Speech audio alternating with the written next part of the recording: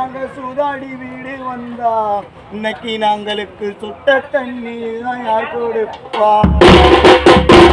உனக்கு தங்கத்தில கிளாஸ் எடுத்து, உனக்கு தங்கத்தில கிளாஸ் எடுத்து, உனக்கு தனிப்பால் வச்சோமுங்க.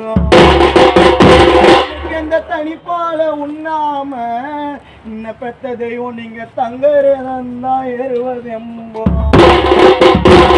உனக்கு பொண்ணுல கிளாஸ் எடுத்து, இன்னைக்கு பொண்ணுல கிளாஸ் எடுத்து, உங்களுக்கு புளிப்பால் வச்சோமுங்க.